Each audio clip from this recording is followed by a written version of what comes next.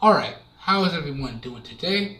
Back again with another video for you guys and gals, and today what I have for everyone is my full review of the LG V30. Now I'm dropping this review a little bit early because I realized that the official 1 month mark of me having this device lands somewhere in the middle of the week, and I like to get my videos out on the weekend. So just for that, I'll be dropping this one a little early. That being said, let's get into this full review, and I'm going to let you guys and gals know how I feel about this device and whether or not I can recommend it for some really great prices at the end of the day. So without further ado, let's jump into the full review. Now, starting off, the first thing I want to talk about with you guys and gals is the overall build quality and design. Now, from a build quality standpoint, I have to say LG has done a great job. There's no rattling or creaking of any kind. All of my buttons give me a nice tactile and clicky feedback. Let me get this close to the mic so you can hear how clicky that is. Everything is responsive. It gives me a nice tactile and clicky feedback. The device itself does have a nice balanced weight, so really good weight. Not too heavy, not too light, and the overall build is top notch. From a design aspect, the device is top notch as well. No issues with the overall design, no issues whatsoever. Okay, so from a build quality and design aspect, LG, you guys did a great job with this one.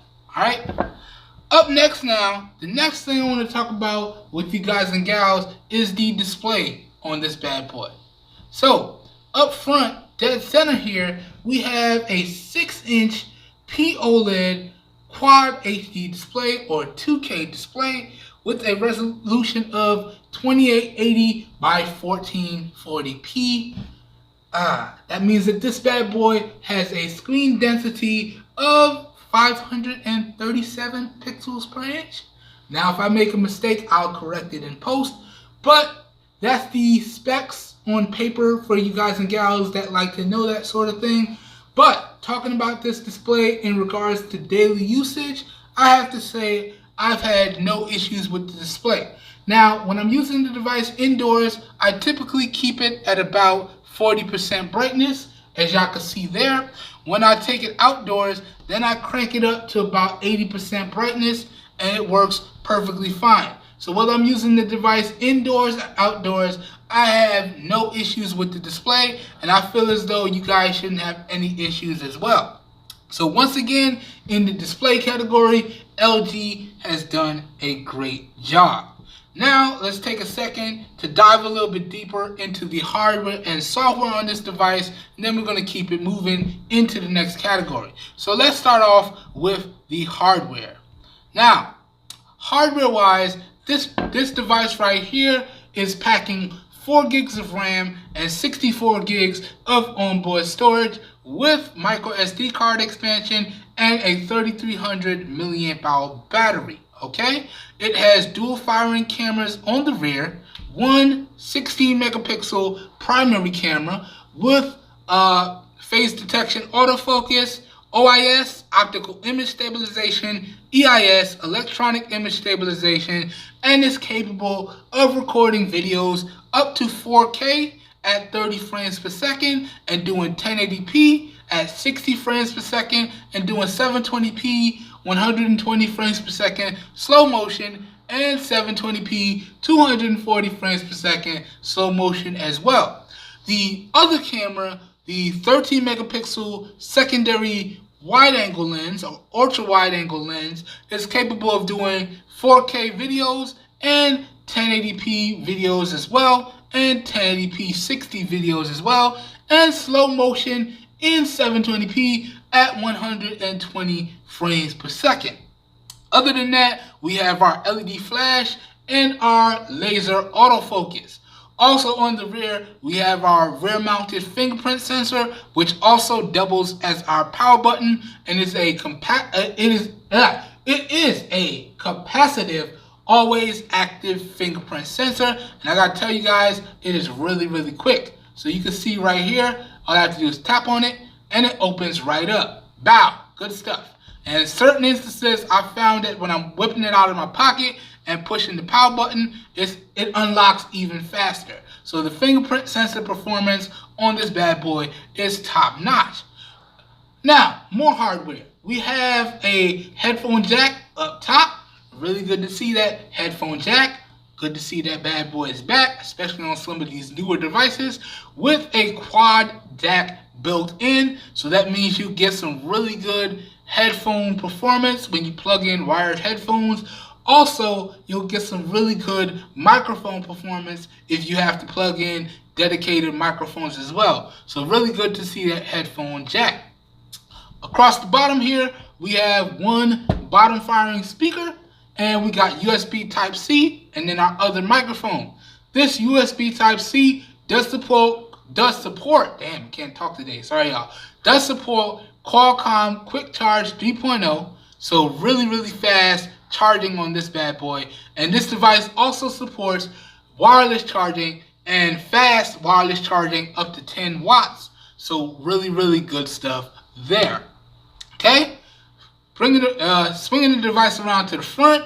Up front, dead center here, as I've already said, we got the 6-inch POLED display, which is Quad HD or 2K. Up top, we got our 5-megapixel front-facing camera and our receiver. The front-facing 5-megapixel camera is capable of recording videos up to 1080p at 30 frames per second. We don't get any slow motion or any other features on the front-facing camera. We do get dedicated portrait mode on the front-facing camera and a dedicated beauty mode, which I don't use. But other than that, that pretty much does it for the hardware at face value. Now, diving deeper into the hardware, this device is packing a Qualcomm Snapdragon 835 octa-core processor and an Adreno 540 GPU. So flagship chipset on board with this bad boy here. All right, now I do believe that covers all of the hardware aspects of this device. Now, let's dive a little bit deeper into the software on this device. Now, software-wise, this bad boy is running Android 8.0 Oreo with LG's UI on top. I believe it's LG 6 or LG UX 6 or something like that. Again, if I make a mistake, I'll correct it in post. But talking about the software in terms of the day-to-day performance, I have to say that it's pretty good. It's pretty good indeed. Now, talking about some of the features that the LG software offers, again, it offers double tap to sleep, double tap to wake. You got your face unlock, really good stuff. You got your knock code. You even have a customizable voice prompt that you can use to interact with the device. Now, I'm not going to dive too deep into the software because I've done a separate dedicated software video, which I have linked up down below in the video description. So if y'all would like to know everything that the LG software offers, check out that video, which will be linked up down below in the video description. That being said, even though this device offers some very customizable software and a very good day-to-day performance, how do I feel about the software on the whole? Well, I have to say, I don't really like it too much. A lot of what LG's try to implement in their software is very outdated, and I feel like their software desperately needs a revamping. Okay? So you can see they do give you the ability to use an app drawer, but it's the older style app drawer interface.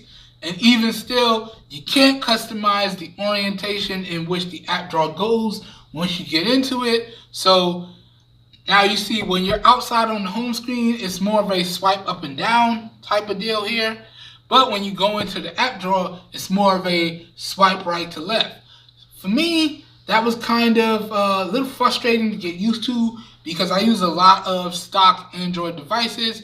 And the way Google has it set up now is it kind of flows, okay? So it's a up and down interface and it flows from your main home screens or home pages into your app drawer, and even your app drawer, it scrolls up and down. So it's a nice fluid experience. So it was kind of a jarring experience, or a step backwards, and even more of a learning curve coming to this LG device. So this is why I feel LG really needs to revamp their custom software. Other than that, a lot of the apps or folders that you have on the device, you can't really fit as much in the folder on the page at one time. So as such, a lot of my folders have more than one page, okay? Now I folded things for organization and speed purposes, so having folders with multiple pages like this, it really slows me down. So they really gotta rework their folder style, okay? So just a few things that I don't like about the LG software. Again, I have a dedicated video on all of the features of the LG software. Now let's keep it moving. That being said, from a hardware and software standpoint, I feel as though that this device is pretty good. It's pretty good. It's got some quirks, but it works really well. Now let's move on. Next thing I want to talk about with you guys and gals now is the overall Wi-Fi performance on this bad boy here. Now, Wi-Fi wise, this bad boy is packing Wi-Fi 802.11 BGNN and AC. So what does that mean? This bad boy supports dual band Wi-Fi, either your 2.4 gigahertz band or your 5 gigahertz band Wi-Fi. And I have to say, although I was very surprised by the physical numbers that I was getting, the physical numbers that this device was pulling down were really, really low. But in terms of the overall daily performance, I had no issues with the overall Wi-Fi performance. But that being said, I know you guys and gals want to see a dedicated Wi-Fi test. So let's go ahead and load up a YouTube video here. This Wi-Fi test will also double as a speaker test as well. And then I'm going to let you guys and gals know how I feel about the onboard speakers on this device. So let's get that loaded up and let's get this demonstration started. Alright, so we got some copyright free music loaded up here. And let's start this over from the beginning. And let's max out the volume. So there we go, volume maxed out. Enjoy, guys and gals. Let me angle this up. Alright, and let's push play.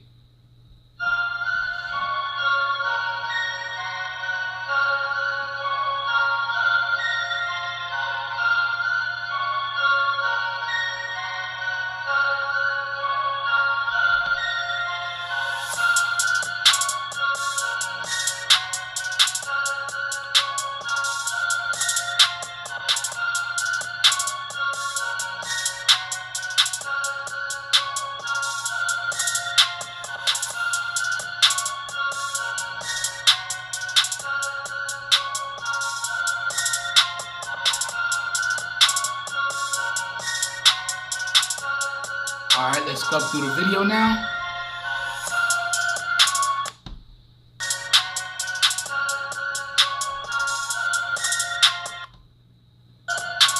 And let's scrub back.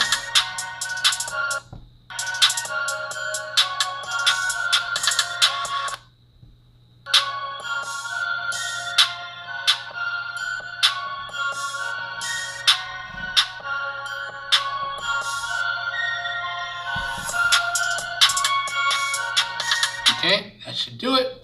So there you guys and gals have it. A real quick Wi-Fi performance test and a real quick speaker test. Now, how do I feel about the onboard speaker on this device? First of all, I'm not feeling the placement. I'm sorry, LG. Just not feeling the placement. Bottom firing speaker. Really easy to muffle. So when I'm doing things without headphones connected, I find myself muffling the speaker often. So I'm really not feeling the placement. Other than that, how I feel about the overall speaker performance, it's good. It gets very loud, it stays very crisp and clear with no distortion on the top end. But there are some downsides to the onboard speaker on this device, at least when it comes to consuming media or multimedia purposes. I found that the speaker on this device here is extremely quiet until you get it closer to max volume. This is similar to the experience I was having on the LG G6, so I was kind of unhappy to see that carried over into the V30 as well. So these speakers really don't come alive until you get them close to about max volume. So about 80% or better, then the speakers come alive and they perform really well. Other than that, they're actually really quiet. So overall, I don't like the speaker performance, at least when it comes to volume. It does get loud, but I don't like the fact that it's fairly quiet until you get it to the closer to max volumes. So there is that. Don't like the placement, and I don't like that. But moving on, the next thing I want to talk about with you guys and gals now is the LTE bands supported in this device. Now, one thing I want to point out is that this is the T-Mobile variant of this device. So if you're a T-Mobile customer and you're thinking about picking up this device, as long as you make sure you pick up the right variant, you should be good to go, and you should have all the bands supported for T-Mobile. So as you can see right here, we have all the T-Mobile bands, including band 66. Okay. We, however, don't have, wait, I'm on the wrong model here. Hold on. My bad, y'all. Whoops. My bad. So, yes, indeedy. Now we're on the right model. My mistake. So with the T-Mobile model here, we do have all the bands required for T-Mobile, including band 66 and 71. Now, if you're thinking about picking up the unlocked model, which is, where is that? Right here. There we go. The globally unlocked variant here. Then you still have all of these supported bands. Now, if this is unclear or out of focus, I'll throw up the screenshot in post. You still have all of these supported bands, but you do lose out on band 71. But it should work on all GSM carriers in states and all GSM carriers abroad. It will not work on CDMA carriers. But if you want to get the unlocked, globally unlocked model, that's this model right here, then it will work on CDMA carriers and GSM carriers as well. So that unlocked, globally unlocked variant is the LS998U. Okay? That being said, I would also recommend that you go with the Plus variant of this device, because that maxes out the storage to 128 gigs of onboard storage. Everything else between the Plus and regular variants are the same. Alright, so just wanted to point that out here as well. But as long as your carriers support these bands and you're picking up the globally unlocked variant, or you're picking up the GSM unlocked variant, as long as your carrier supports these bands, you should be good to go. Alright? So in terms of band support, we are fully covered here. Alright? And now, if I do decide to pick up a variant of this device that actually works on carriers, I would probably go with the Plus variant that is globally unlocked, similar to what I have with my Samsung Galaxy S8. But that goes over the LTE bands and GSM bands for you guys and gals. Next, let's go over the Bluetooth on board with this bad boy and the Bluetooth performance. So, Bluetooth wise, this bad boy is packing Bluetooth 5.0 technology in it. And I have to say, in terms of Bluetooth, I've had no issues with this device. And y'all can see I pretty much connected up every Bluetooth device that I own. Now, this is not exactly everything, but it's pretty close. And I've had no issues with the onboard Bluetooth on this device. So Bluetooth performance is top notch here. So good job, LG. Next, let's keep it moving. We're trying to power through this quickly. Next thing I want to talk about with you guys and gals is the overall GPS performance. Now, this is important to me, especially because I'm very GPS dependent. So when I pick up a device and I'm considering it as being one of my daily drivers, it needs to have a really solid GPS performance in order for me to make that final decision. A lot of the times when I'm deciding what I want my daily driver to be, it has to have really good microphone quality for call quality, really good speaker performance for multimedia purposes. It needs to have a really good battery life, and it needs to have some really good GPS performance. I'm okay with decent to good cameras. Even though I am a content creator, I don't weigh my purchasing decisions heavily on the cameras, okay? I weigh my purchasing decisions more on the overall package and whether or not it provides good performance on everything that I need to get out of my devices, all right? And GPS is one of those pillars that I need out of my devices, and I'm very happy to report that the GPS performance on the LG V30 is really good. Now, I know some of you guys are probably saying, E, how are you still able to test the GPS performance when you didn't actually have a data connection? And yes, that is true. This device I use primarily as a Wi-Fi only device, but a neat little thing that you could do inside of Google Maps is you can download the maps for offline usage, and then the navigation only relies on the onboard GPS module on the device. So that's exactly what I did, and that's how I was able to test the built-in GPS on this device, okay? Which again performed top-notch, didn't have any issues.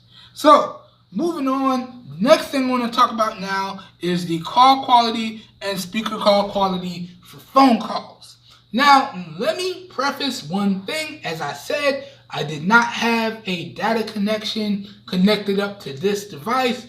I use this device primarily over Wi-Fi. So, what I'm getting ready to talk about is strictly using Wi-Fi connection as the backbone. So talking about the call quality and speaker call quality using primarily a Wi-Fi backbone, I have to say the LG V30 performed great. In terms of calls using the onboard receiver, the calls were very crisp, clear, and loud, and I didn't have any issues through the onboard receiver. Talking about the speakerphone calls, again, it was very crisp and clear, and it did get loud enough. Now, I did find that I wanted a little bit more volume out of it, but overall, the speaker call performance was good. Not the best, but good. Now, let's keep it moving. Up next now, I want to give you guys and gals my overall opinions of the cameras on this device. Now, if you want a more in-depth look at the cameras on this device, I've done a separate dedicated camera video. I'll link it up in the cards, and I'll link it down below in the video description. So if you want to check out the independent photo samples and the independent video samples and the different lighting scenarios, feel free to check that out. Link down below in the video description. That being said, talking about the cameras on this device, again, we have a front-facing 5-megapixel sensor, and we have dual rear-facing cameras, one ultra-wide with a 120-degree field of view, and one primary sensor with a 71-degree field of view. Okay. Now, talking about the camera performance for photos, it actually did a really great job. I had little to no issues. Now, I did run into some focusing issues across the board that I was not expecting, especially because the LG has the phase detection autofocus and the laser autofocus. So I was expecting the focus to be on point, but I did have some focusing issues. And if you check out some of the content on my channel that I've recorded with this device, you can see those focusing issues in real time. So that was a negative with this camera. Another negative is that you don't have focus controls with the rear-facing ultra-wide camera. So it's fixed focus with the 13-megapixel ultra-wide camera. Didn't really like that. Okay? But overall, the photo performance was top-notch. Talking about the front-facing camera, 5-megapixel front-facing camera, in regards to the photos, it was really, really good. Now, we do get portrait mode on the front-facing camera, whereas we don't get it on the rear. So portrait mode shots were good. At least for photos, everything with the front-facing camera was good. Now, talking about the cameras in regards to videos. Again, I had that same focusing issue for the videos as well, so that was a negative. Also, I didn't like the fact that, again, we don't have the same software on the front-facing camera for videos as we do with the rear. That and the fact that the front-facing camera maxes out at 1080p, 30 FPS, and we can't get any slow motion. It's kind of a bummer with the front-facing camera. Other than that, when we talk about video performance, this device was top-notch, and that was especially surprising with the front-facing camera. Now, my only comparison for reference with this device was 4 devices, okay? The Google Pixel XL, the Samsung Galaxy S8, the LG G6, and the other device I actually got rid of, that was the Xiaomi Mi A2 Lite, okay? And in regards to the video performance, this device performed extremely well comparing it to all of those devices. Really good video performance, really good audio performance as well, even with a dedicated microphone plugged in, and I'm really feeling the pro mode for the photos and video with this device. LG does some of the best pro mode in any smart device. I think in second place you probably have to take Nokia, and then in third place you probably have to say Samsung got the third place on lock. Everybody else in terms of pro mode for photos and or video is not stacking up to those 3. So LG is #1 when we talk about pro mode performance in photos and videos. So I really like the LG camera software for that aspect. Okay? So overall, the camera performance on this device is pretty good.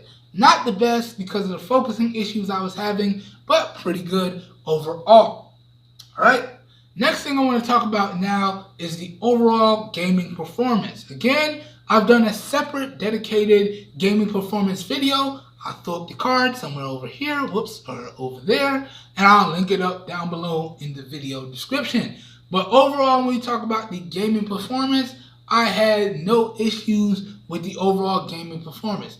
Games played very fluid and they were very snappy with little to no drop frames. I did, however, run into one issue while I was gaming, and that is the back portion of the device around the fingerprint sensor and camera module did get extremely hot after extended gameplay sessions. So about 30 minutes to an hour of gameplay, the back of the device did heat up, but the overall performance did not degrade. So the gaming experience was still very fluid and snappy. The back of the device was just very hot to the touch.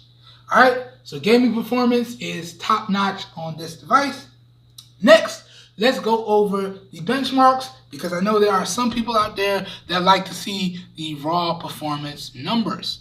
But really, in my opinion, I don't really care too much about the raw performance numbers anymore, because I feel like manufacturers nowadays have really ironed out how the hardware interacts with the software, which equates to an overall smooth and fluid user experience, which is all we should be concerned about at the end of the day as end users. Okay? But I do know there are certain people out there that like to see the raw performance data, so let's go through this quick, fast, and in a hurry.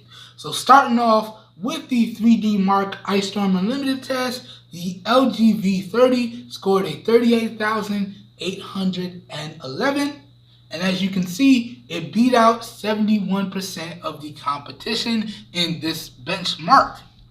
Okay, so good stuff there. Then in the Antutu benchmark, it scored a 176,987, and again, it scored in the upper percentage of the pack with those scores, beating out a large majority of other devices, as y'all can see here. Okay, moving on. Now this is the Geekbench 4 scores. So you can see it didn't do so hot in the single core, but it did a great job in the multi-core, scoring an 1868 in the single core and a 6,230 in the multi-core. So really good multi-core performance. Alright, moving on now. This is the Geekbench compute test here. It's like a graphic scripting test. And you can see the LG V30 scored a 7,915, which is right on par with some of my other flagship devices that I've run through this test as well. Alright, so really good stuff there.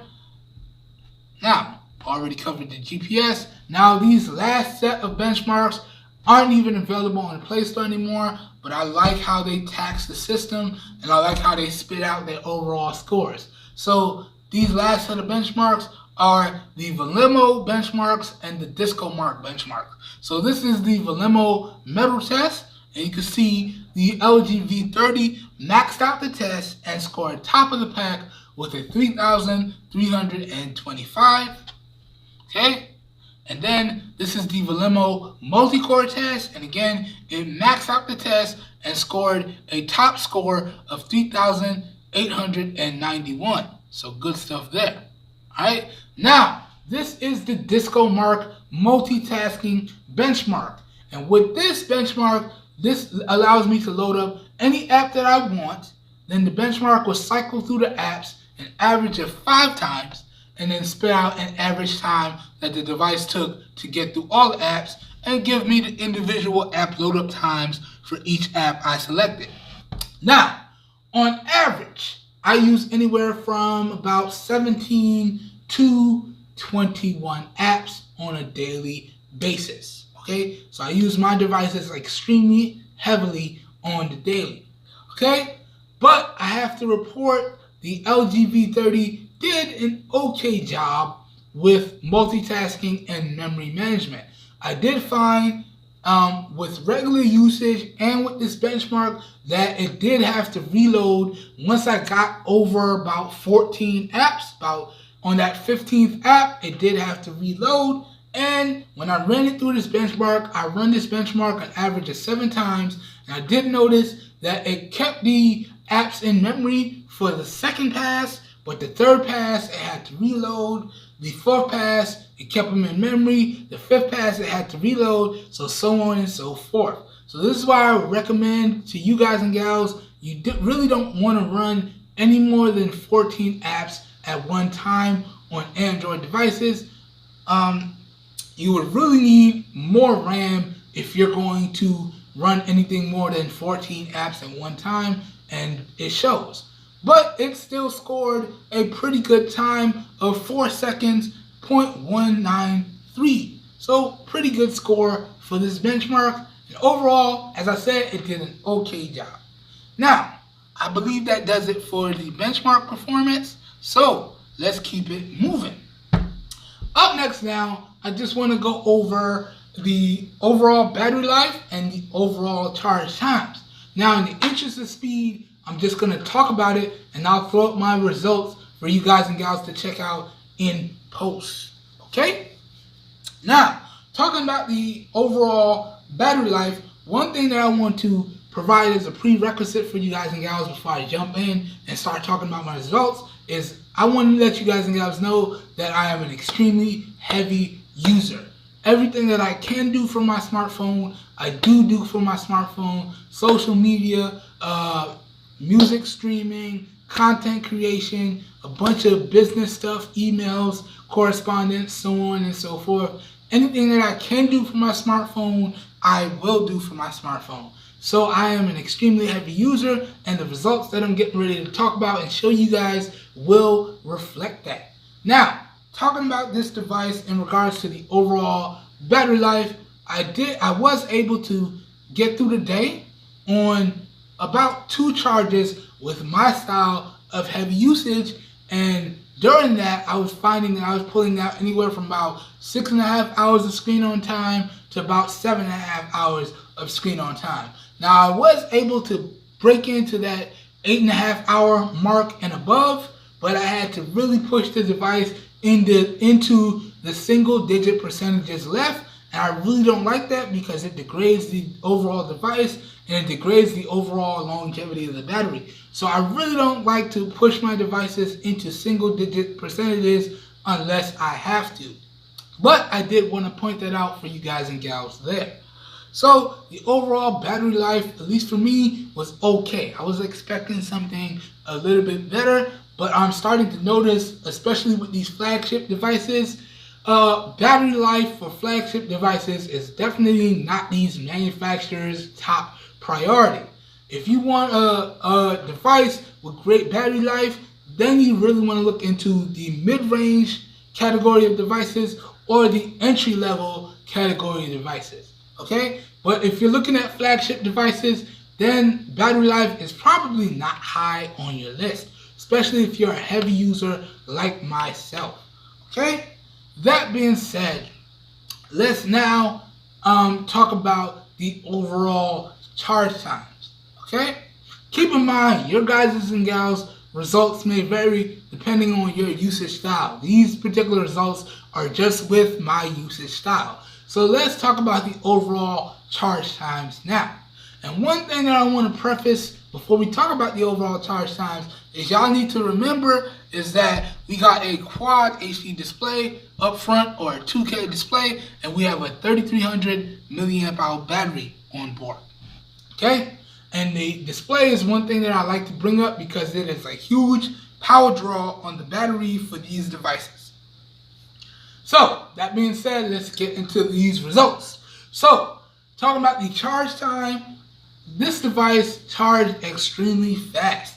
Now, again, it supports Qualcomm Quick Charge 3.0, and I found that it was charging to full in anywhere from about an hour and a half to an hour and 50 minutes. Keep in mind, I tested this from about almost 0 to 100. I tested it from 10% to 100, 15% to 100, so on and so forth, okay? And on average, it was getting about an hour and a half to an hour and 50 minutes to get a full charge. Keep in mind that does depend on when and where you plug it onto the charger at and what charger you use. Not all chargers are created equal, okay? But if you're not charging to full, then you're going to get some really fast charge times. On average, when I didn't charge to full, I was getting anywhere from about 35 minutes to 50 minutes to get to my desired charge time. So you got some really, really fast charge times on this device, okay? Good stuff there. Now, talking about the charge times, when we talk about wireless charging, again, we got some really good wireless charging on this device with the 10-watt wireless charging. And on average, I was getting anywhere from about 2.5 hours to reach a full charge to about 4 hours to reach a full charge. Keep in mind, wireless charging is a lot slower than physically plugging your device in. And again, your results may vary depending on when and where you drop your devices onto the charger. But those are some pretty good charge times in my opinion, okay? So all in all, in regards to the charge times, this device is really, really good. All right, now let's move on to the final part of this review and let's talk about the overall price, and I'm gonna give you guys and gals my overall final thoughts and a recommendation or two. Now, one thing I want to get into again, just in case you didn't catch my unboxing and you're just coming across this video for the first time and you're jumping to the price and overall recommendation section, I did not purchase this device. I got this device via a trade. I traded my Xiaomi Mi A2 Lite for this device. But doing research, I was able to find this device in prices ranging from about $150 to at most $300, okay? And that's used, new, like new, and refurbished. And in my opinion, I would always recommend you go with the used like new or the refurbished, so you're saving the absolute maximum amount of money possible. But you always want to do your research on the companies that you buy these products from to make sure that they're really putting these devices through the recommended paces. Especially when you're picking up a refurbished product, you really want to do your research on the refurbishing company to make sure just exactly what they're doing. Now, when I purchase used and refurbished products, I have a select number of sellers that I buy from that are proven, that I've had no problems with any of their used or refurbished devices. Okay, and I feature those sellers a lot of the time across my social media. And if you're interested in deals as I find them, you definitely want to be following me on Instagram and Twitter, because that's where I post the large majority of the deals exactly when I find them. So you definitely want to be following me on those social media platforms. But that being said, for that price of $150 to $300, can I recommend y'all pick up this device? And I would have to say yes. Overall, this is a really good package, and I can easily recommend it. Okay? So again, can I recommend y'all go out and pick up this device for those prices that I quoted? Yes. Okay? That being said, I hope everyone enjoyed this video and or found it helpful. If you did enjoy this full review or found it helpful in any way, shape, form, or fashion, please help your boy out and give the video a thumbs up. That really does help me out. You don't know how much. If this video piqued your interest, down below in the video description will be like a one-stop shop for you guys and gals, and you should be good to go. So you'll be able to find this device available at the absolute best prices that I can find. You'll be able to find the recommended screen protector and the recommended cases for this device, as well as all the photo and video samples that I've done with this device. All that stuff will be linked up down below in the video description. So down below in the video description will truly be like a one-stop shop for you guys and gals, and you should be good to go. That being said, this whole video was recorded using the rear-facing 12 megapixel sensor on the Samsung Galaxy S8. This whole video was recorded in 1080p at 30 frames per second. So, man, this file gonna be big. So please let me know what you think of the overall video quality, as well as all the audio for this video was recorded using the Comica V30 Lite shotgun style microphone. So please let me know what you think of the audio and the video quality down below in the comments. That is greatly appreciated. Also, real quick question. If you own an LG V30, let me know how your experience has been down below in the comments. Let me know some features that you like about the LG V30. Let me know some features that you feel LG can improve upon when it comes to the LG products in general or the V30. Let's have a nice, respectful conversation down below in the comments. I'll see y'all down there. I hope everyone has a great day, and I will catch you guys and gals in my next video. Peace, everyone. Boom. And now it's time to work on them versus videos.